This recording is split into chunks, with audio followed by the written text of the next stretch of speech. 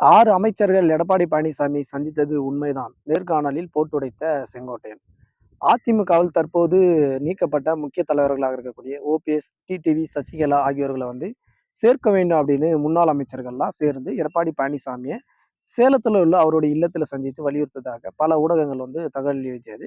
இதற்கு அதிமுக தரப்புல இருந்து எவ்வித மறுப்பும், எந்தவித அந்த சந்தித்ததாக கூறப்படும் 6 அமைச்சர்களுமே மறுப்பு தெரிவித்ததாக வந்த நிலையில இது குறித்து அதிகாரப்பூர்வ தகவல் எதுவும் வெளிவரல. அவங்க நாங்க சந்திச்சோன்னும் சொல்லல அப்படின்னு அதிமுகவை சேர்ந்தவர்கள்லாம் சமூக வலைதளங்கள்லயும், முன்னணி ஊடகங்கள்லயும் பேசி வந்தாங்க.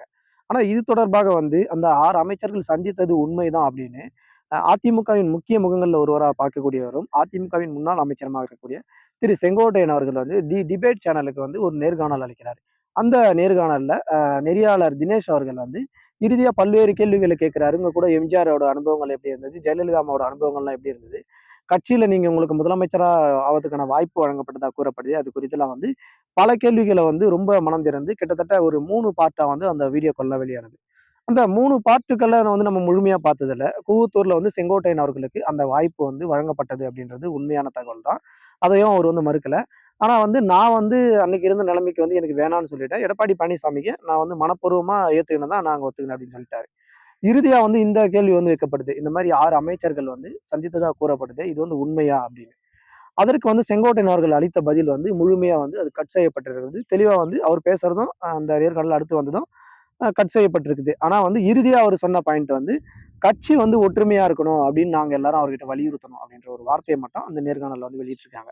இதன் மூலியமாக செங்கோட்டையன் அவர்கள் எடப்பாடி பழனிசாமியை சந்தித்தது உண்மைதான். அவங்களுக்கும் எடப்பாடி பழனிசாமிக்கு சில கருத்து முரண்கள் இருப்பதும் உண்மைதான். ஆனால் எடப்பாடி பழனிசாமி தான் ஓபிஎஸ் மற்றும் டிடிவி சசிகலா இணைக்க கூடாது அப்படின்னு நினைக்கிறாரு. மத்தபடி அங்க இருக்கக்கூடிய முக்கிய அமைச்சர்களோ, மூத்த அமைச்சர்களோ அனைவருமே இன்னைக்கு தொடர் தோல்வி காரணமாக அதிமுக தொண்டர்களே துவண்டு போயிட்டாங்க. அதனால அதிமுக மீண்டும் ஒற்றுமையா இருக்கணும்னா, ஒரு சின்ன மனக்கசப்பு கூட இருக்காது. எந்த ஓட்டு சிதறலும் இருக்கக்கூடாது. முக்கியமா அம்மா மக்கள் முன்னேற்ற கழகமா இருக்கட்டும், ஓபிஎஸ்ஸா இருக்கட்டும், சசிகலாவா இருக்கட்டும், இவங்கலாம் ஒருங்கிணைந்தாங்கன்னா, தென் மாவட்டங்கள்ல எழுந்த இடங்கள்ல நமக்கு கட்சி செல்வாக்க பெறும் அப்படின்னு வலியுறுத்தது உண்மைதான் அப்படின்னு செங்கோட்டையன் அவர்களுடைய கூற்றுல தெரியுது. ஆனா இருந்த போதிலும் கூட எடப்பாடி பழனிசாமி இவர்களோட வருகை அவருடைய பதவிக்கு ஆபத்து வருமோ என்ற எண்ணத்துல தொடர்ந்து இந்த மாதிரி அவங்கள வேணாம் அப்படின்னு சொல்லிட்டு செயல்பட்டு வராரு. இது அஇஅதிமுகவை வருங்காலத்துல எந்த மாதிரி நிலைமைக்கு கொண்டு போகும் அப்படின்றது தெரியல. குறிப்பா தொண்டர்கள் வரை இன்னைக்கு பேசக்கூடிய பொருள் என்னன்னா, அதிமுக ஒண்ணா இருக்கணும். எடப்பாடி பழனிசாமி அவர்கள் முதலமைச்சர் ஆவதை காட்டிலும் அதிமுக ஆட்சிக்கு வரணும். அதுதான் எங்களுக்கு தேவை அப்படின்ற மனநிலைக்கு வந்துட்டாங்க. அதனால தொண்டர்களை விருப்பத்தை அஇஅதிமுக தலைமை நிறைவேற்றுமா அல்லது எடப்பாடி பழனிசாமி மீண்டும் தன்னுடைய தலைமையின் கீழே இந்த ஆட்சி அமைக்கப்படும் அப்படின்னு சொல்லியிருக்காரு. ஒருவேளை டிடிவி, சசிகலா, ஓபிஎஸ் இவங்கெல்லாம் இல்லாம திமுகவோட இத்தனை வலுவான கூட்டணிக்கு மத்தியில அதிமுக மீண்டும் ஒரு கூட்டணி அமைக்க முடியுமா? பாஜக இப்ப தனியா இருக்காங்க. பாமக ஆல்மோஸ்ட் பாஜக கூட தான் இருப்பேன்னு சொல்லிட்டாங்க. எனவே பாமக, பாஜக இல்லாத ஒரு அணியை கட்டமைத்து எடப்பாடி பழனிசாமியில வெற்றி பெற முடியுமா? நாம் தமிழர் கட்சியோட பேசுறதா சொல்றாங்க. விஜய் கிட்ட பேசுறதா சொல்றாங்க. விஜய் தனித்து போட்டியிடத்துல தான் உறுதியா இருக்கிறன்ற ஒரு தகவலும் கிடைச்சிருக்குது. ஒருவேளை மீண்டும் அஇஅதிமுக தனித்து களமிறக்கப்பட்டால் வலுவான இந்த திமுக கூட்டணியோடு அதிமுக மீண்டும் வெற்றி பெறுமா என்பது அதிமுக தொண்டர்களுக்கே ஒரு சந்தேகத்தை தருகிறது.